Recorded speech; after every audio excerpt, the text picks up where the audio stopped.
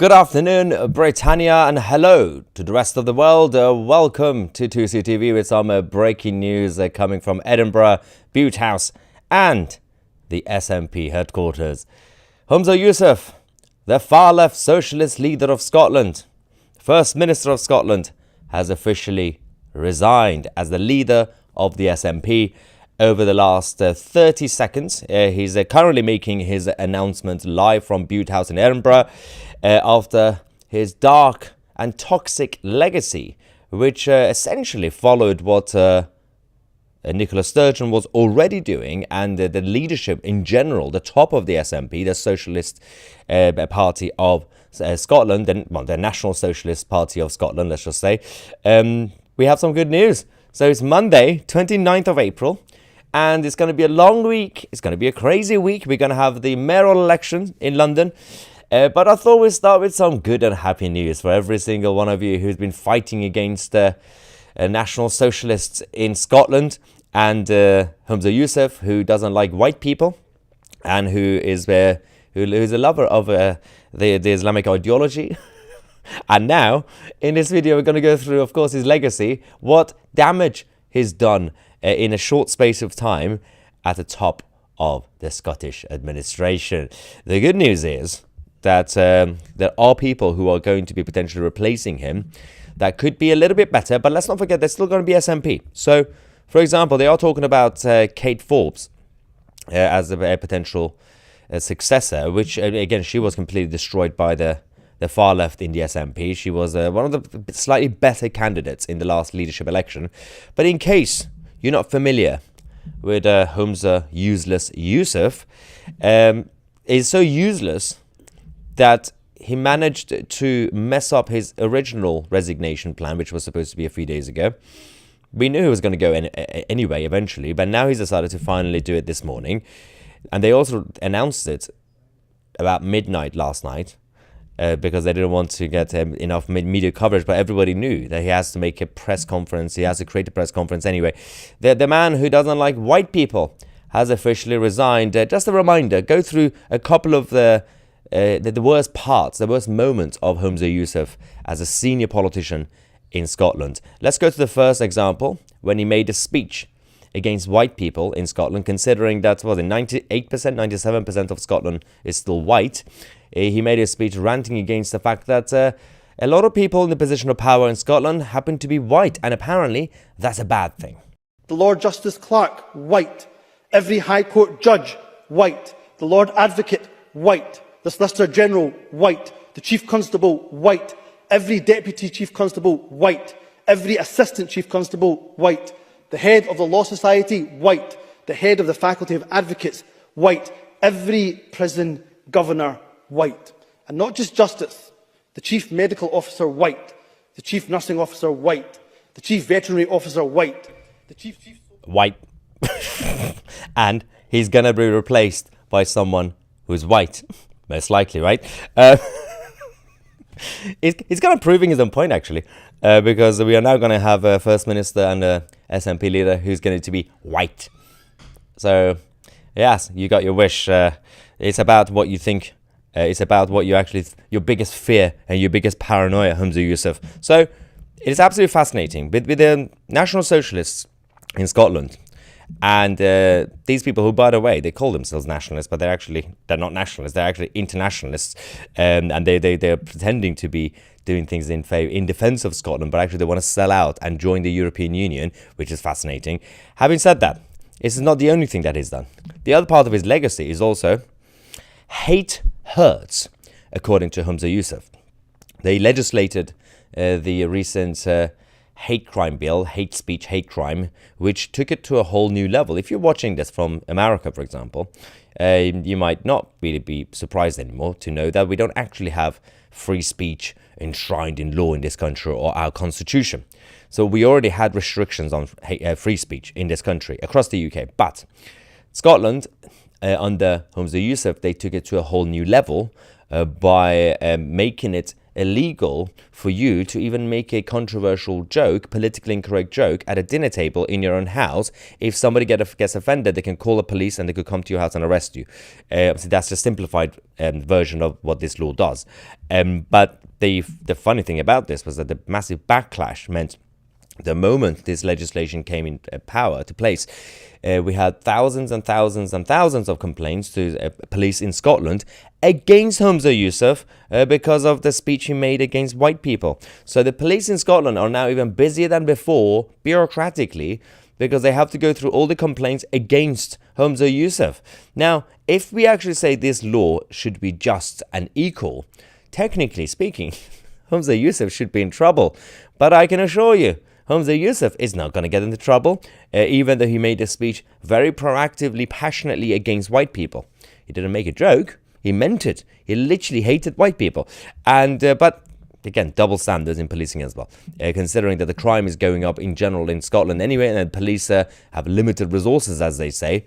Now they're busier dealing with all these complaints about speech and controversial jokes. So that's the second part of his toxic legacy. Let's not forget, Humza Yousaf also spent, what was it, over 106,000 pounds of taxpayers' money at COP28.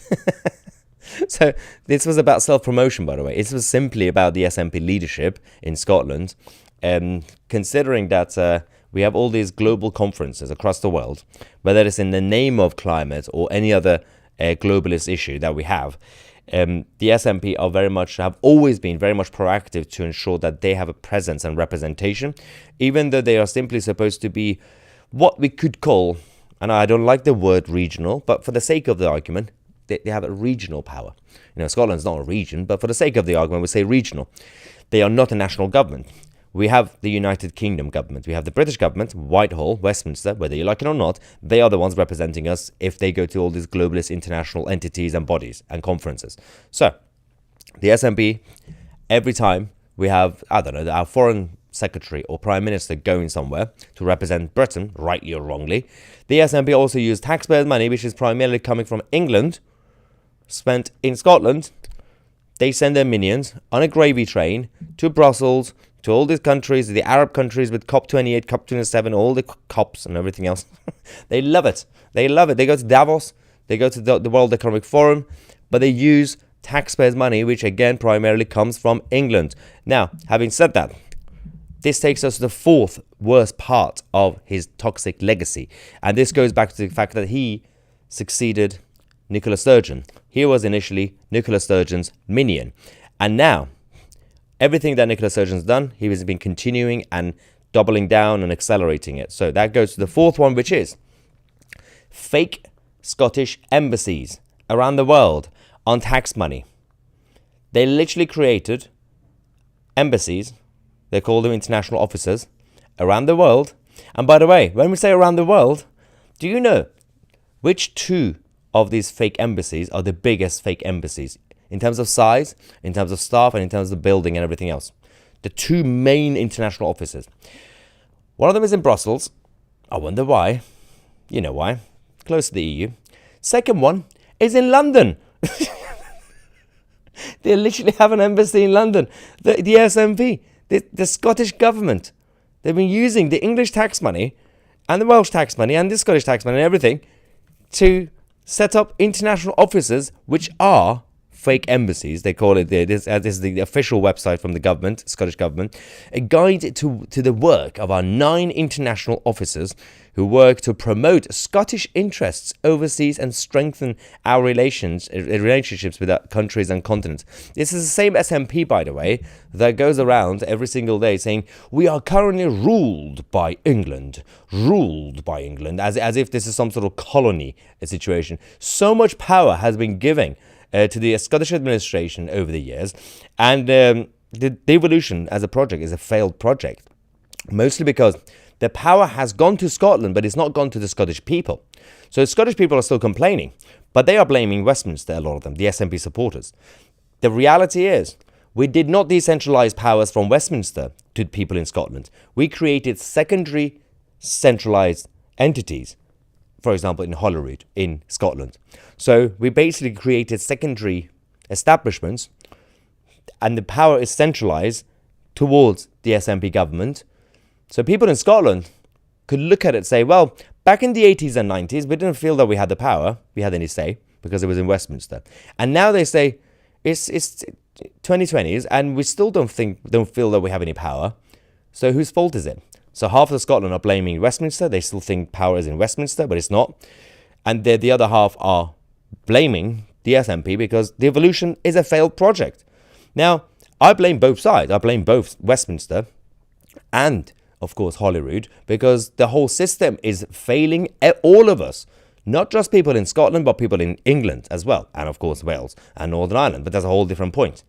But although primarily Wales and England come into place together when it comes to certain things, for example, healthcare, part of healthcare, obviously, not the actual separation of entities are still different in terms of NHS England, but in terms of the Department of Health, they work closely both with the Welsh Labour government and the Tories in England when it comes to healthcare. But education is another one as well. But Scotland have been given all these powers, not Scottish people, Scotland, as in the Scottish establishment. And this is what we have now. So let's have a look and see what we have from you guys so far. And then we'll get some updates because Humza Yousaf has still been speaking at this press conference. I want to know if he's crying because some of the leaders always cry when they leave. So we had, Theresa May, Nicola Sturgeon, Jacinda Ardern. They all love to cry. What is it with crying? You had a great gravy train as leader, as prime minister, or whatever you were, first minister, and you're gonna get a great pension, and you're gonna have your freedom. Why are you crying? It's embarrassing. We need some alpha leaders. The Real Pollyanna first super chat of the day. Thank you so much, saying have a beer on me to celebrate. Absolutely, I'm gonna get so drunk today. Now the super sticker. Thank you so much for the support. And Northern Warrior says, have you only just got up, mate? You need to sort out your head. No, I'm in the studio. Do you think I sleep in the studio? No, it's supposed to be messy. That's my style. Come on, leave me alone. I'm trying new styles. It works for Boris Johnson, right? Didn't. Mandy, thank you, Mandy, for your £10 super chat. And let's go to some of the normal chats as well, because we have Frankie says he's not a socialist. Well, that's already an incorrect statement. But a far-right Islamist who uses the socialist cover to make these left-wing whites feel they are saving us brown people from imaginary racists. No, I don't think certain people like Frankie know what far-right means. What do you mean far-right? You have to define what far-right means. You cannot be far-right an Islamist because Islamism, just like international socialism, is about globalism. Islamism is about creating a one-world government under the umbrella of the black flag of Islam. Far-right primarily has two aspects to it. As the actual ideology of far-right. You know, I know they call everybody far-right these days.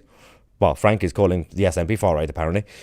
Far-right primarily, obviously, has the element of nationalism and more protectionism and inward-looking, which is actually against expansionism and globalism. But the other part of far-right, actual far-right, I'm not talking about right-wing or being nationalist or being patriotic. Just because you're a nationalist doesn't mean you're far-right. The other aspects of far-right is about the coercion and violence. It's about getting to your end goal, winning by force. And it's against democracy. It's the same thing with the far left. The actual ideologies. Far left and far right do not believe in democracy. They believe in force.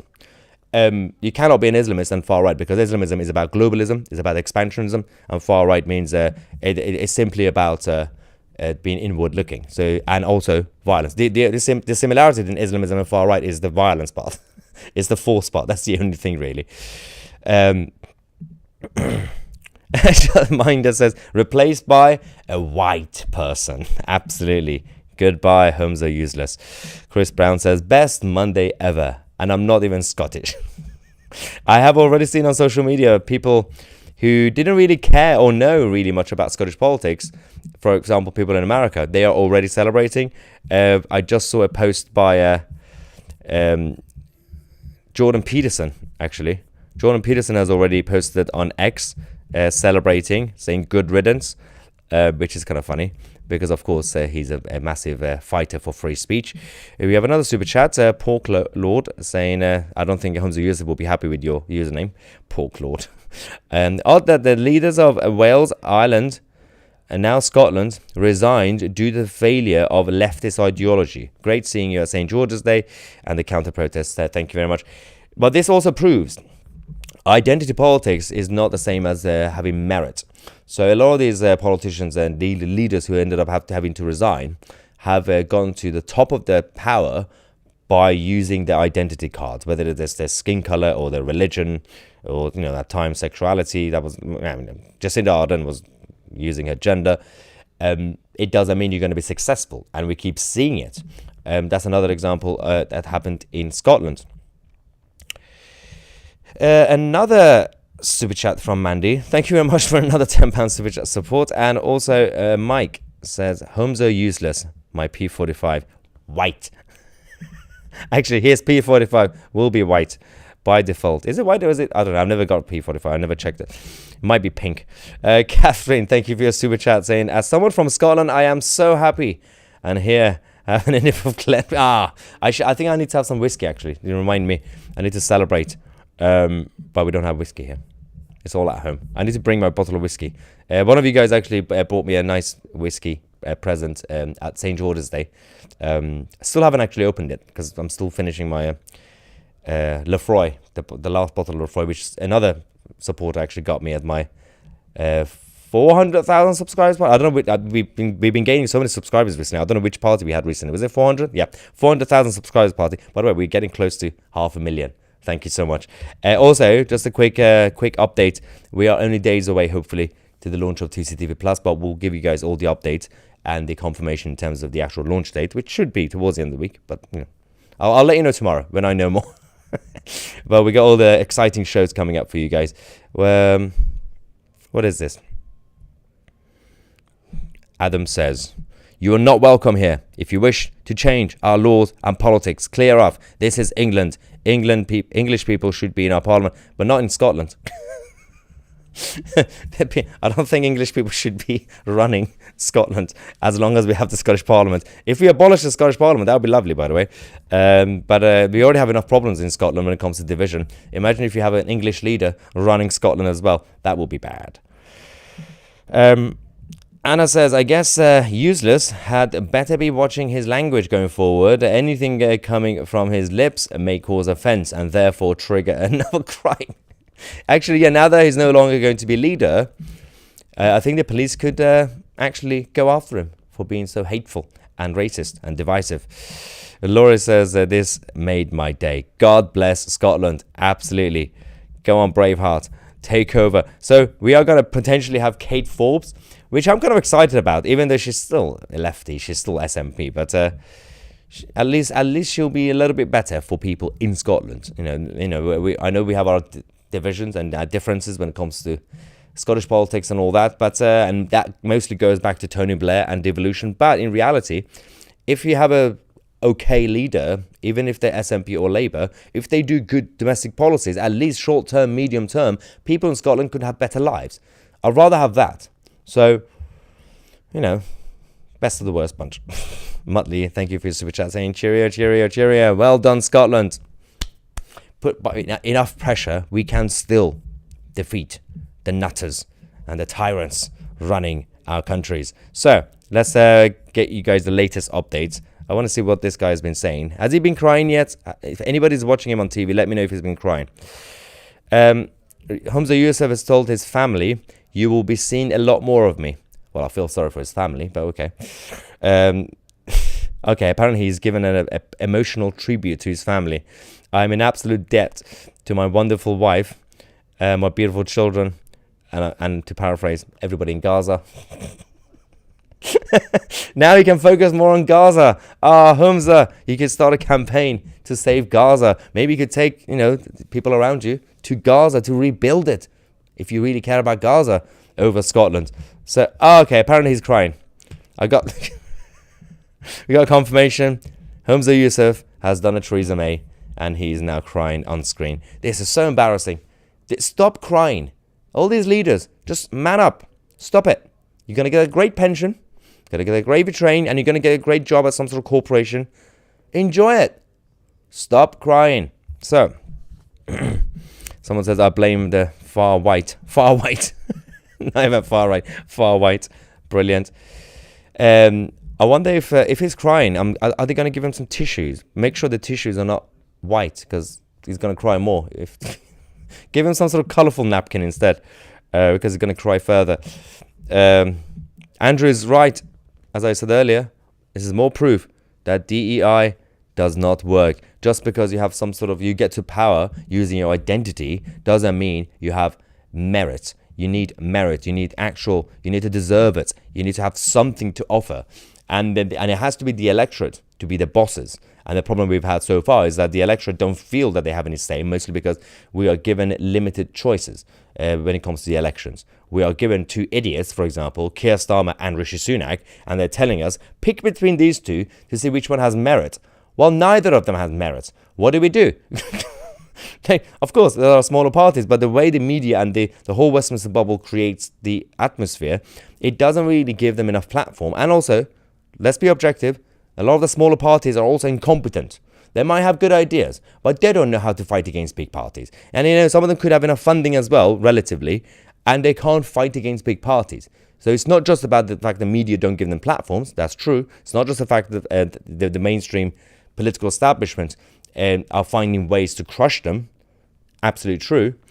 But they need to find a way to play the system. They need to find a way. If someone like Donald Trump, and it's a whole different system in America, if someone like Donald Trump could take over the Republicans and as an outsider and win, many things could be possible. Margaret Thatcher did the same with the Tories. The Labour Party, when it was created out of nowhere, obviously with the backing of the unions and all the commies, they managed to destroy the Liberal Party. So if your cause as a small party, if you know you have the majority or big chunks of society behind you, then you can fight. You just need to sell it to the public first. Try not to sell it to the media or the political establishment. Get members. Get local councillors elected. Focus on local elections, guerrilla campaigns, grassroots. Don't try to aim for general election. You can't set up a party and say, vote for us in the general election. Who are you? I don't care about who you are. It makes no sense. All these smaller parties, new parties have been created. I look at the ideas, the website. Well, I like the policy. That's nice. That's good. That's not enough. You need to work hard. You can't just have good ideas. I can sit here and come up with a manifesto that most of you will like. Does that mean I should be Prime Minister? No. You need to have a whole team behind you. You need to work hard to get local branches set up. You need to get local councillors. Literally, you need to get a guerrilla campaign sorted.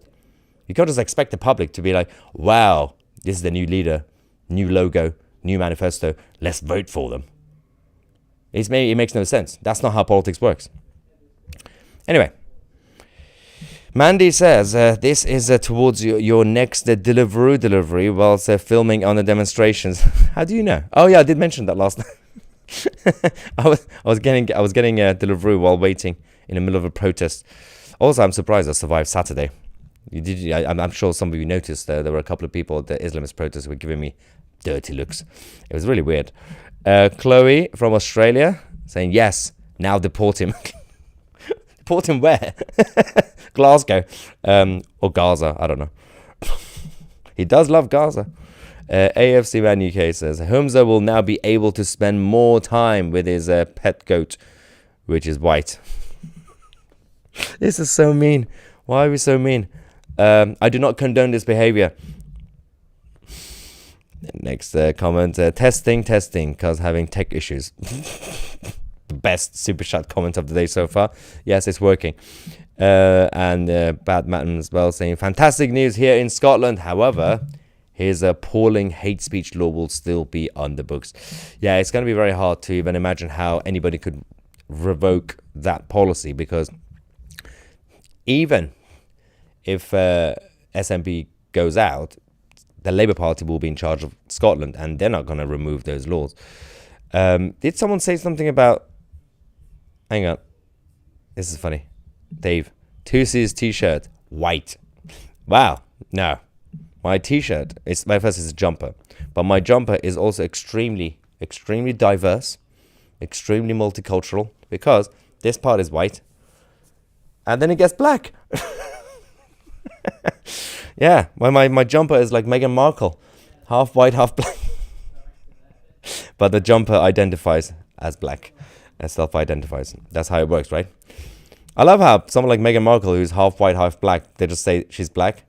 What about the other half? Chloe. It's where all the convicts. Yes, let's just send him. I mean, no, there is a problem because I had this policy of just creating like islands, what we did in Australia a while ago, but just basically make Gaza, for example, into a big tent area and deport everybody like criminals. But the problem is they're all going to gather there and they're going to become more professional criminals and terrorists. It's probably best not to send anybody anywhere. OMG, Tusi has a woke jumper. I know, it's very multicultural. Multiracial, not multicultural. I see the white part of the jumper is on top. That is racist for sure. I know, right? Yeah, the black part is at the bottom. I'm not making that joke. I know what you're thinking. Stop it. All right, let's get serious. That's the latest update from this idiot. So, according to Humza Yousaf, he is very grateful and blessed. Let's not forget what Humza Yousaf did in his first act when he became leader of the SNP and First Minister of Scotland. He invited his family into the Bute House, into the government palace, and they did a mass Islamic prayer as a family. And while they were doing the prayer thing, there were photographers taking pictures so they could post on social media. There are a number of issues with this. Firstly, what are you doing, bringing your family doing prayer in a government building? Secondly, almost all religions, but specifically certain religions like Islam, the way their prayer should work is has to be very much in peace and silence. That's the whole point of it. It's like meditation. You're literally having you're doing your thing, and then photographers are taking pictures, and you're like, did you get my hair? You can't do that. It undermines the whole concept of praying. But of course, also bringing your family to the Islamic prayer in a government building, it's also a little bit weird. And what they say is the residence, but it's still part of the taxpayers' money project. You can't do that. We've been too weak as a Christian nation. I don't blame the other side for trying to take advantage of it.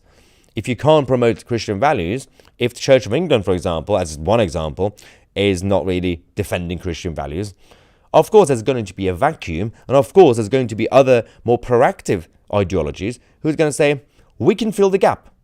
Do you blame them? I don't blame them. It's our job to defend our values. Also, no religion should be allowed in government buildings. Stop it. I don't want to see even Hindus or Buddhists doing anything. I don't know what Buddhists do. Well, do they get topless? I don't know what they do. Just do your government policies. And actually, ideally, don't do any government policies. So, it was interesting because the last couple of days, we also had Alex Salmond from the Alba Party offering a deal to work with Humza Yousaf and the SNP, which was a little bit embarrassing for Alex Salmond because the whole point of Alex Salmond was he left the SNP to create his new party, but he tried to save the SNP, but because they wanted influence in government, Humza Yousaf declined, and now he had to resign. He brought himself down. Literally, he brought himself down. He only has himself to blame, which is actually, this is the funniest downfall I've seen in a long time. You had certain people like Jacinda Ardern in New Zealand who just got, what was it, her tank was empty, she said. She was just basically, she lost energy, right?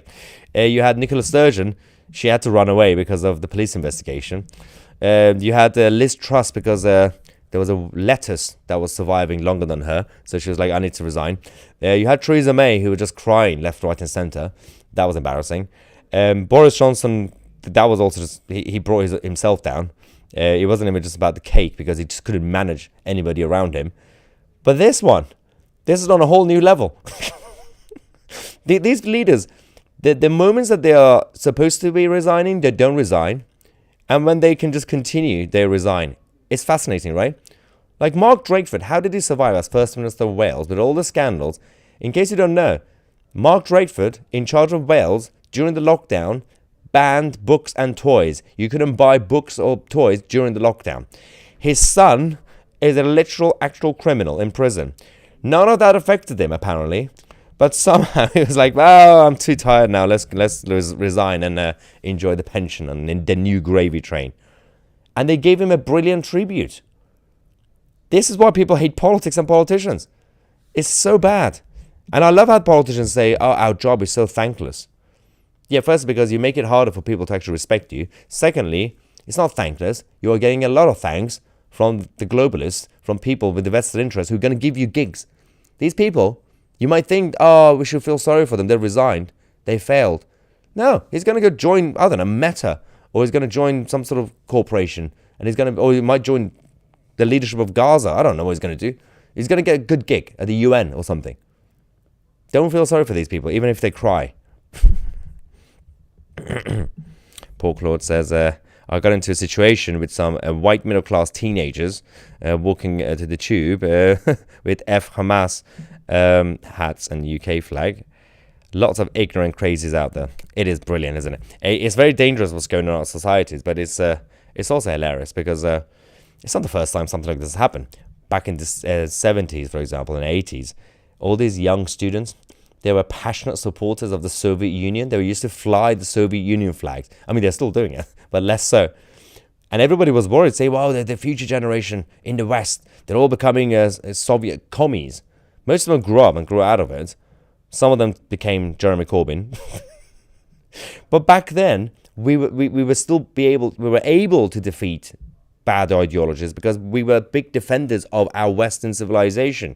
We had an alternative. We were saying, hey, young students, when you grow up and get a job and pay your bills, you will have to become less of a communist because you can have all this. You could have democracy, you could have capitalism, you could have freedom back then. And you still had basic Christian values. People had respect. I know it was already going down back then compared to the 50s, but still we had something. Now, what do we do? What do we offer to these students who are just being brainwashed by Islamists and communists? English says, thank you for your super chat, by the way, saying Britain needs you for truth, honesty, and what is really happening here in our country and the world. Truth and facts will prevail with your help.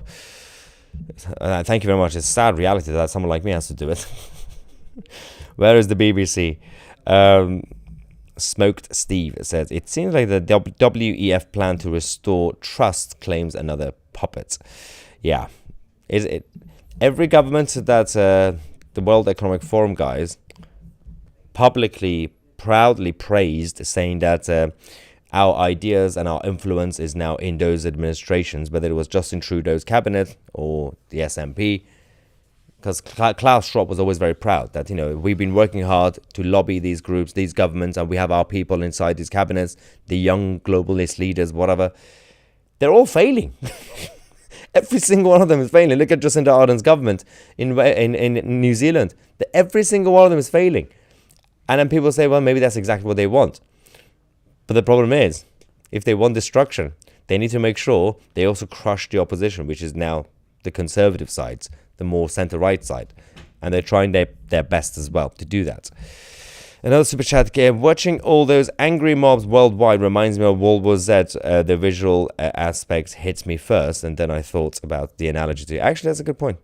Where when you see the mob rule mentality, especially with the universities in America, they're all falling. By the way, all the universities are being occupied. Even Harvard. We're going to do a whole show, a video later on that. By the way, the latest updates from America. They don't seem human anymore. They seem like zombies who just follow the crowd like sheep. Oh my god, he's actually crying. I'm just looking at the pictures. Also, this is my favorite photo. Look at this. Hang on. This is real-time Humza. Oh, look at that face. Hang on. Let's bring it up on the screen. What a day. Oh, look at him. Let me do a Humza. So, the leader of the SNP and First Minister of Scotland has now officially resigned after changing his mind about 50 times over the last week. We're going to come back with more updates. Thank you so much, everybody, for the super chat and all the support. Don't forget, we have our new shiny website, 2c.tv, and you can sign up, register your interest to join 2C TV Plus, which will be coming within the next few days. We are working on it now. The shows are all recorded, hopefully, by the end of the week. We're going to give you all the announcement, but if you want to join, the only way to join is for now, register your interest, go on the link in the description or 2c.tv, register, and in the next few days, we'll send you an email with all the updates, and you're going to get access to all the shows, and we're going to have documentaries and everything else. We're going to destroy the mainstream media together, and of course, we're going to keep the breaking news, political news on YouTube for free, because I believe access to news should be accessible and should be free. So we're not going anywhere, but we're going to add to it, and we can only do it together, mostly because I've spent all my money and I'm officially broke. And I refuse to sell out to any big globalist or corporation who wants to back me for now, in case he doesn't support me. Thank you, ladies and gentlemen. You've been watching 2C TV. I'm Maya 2C, and we are the media.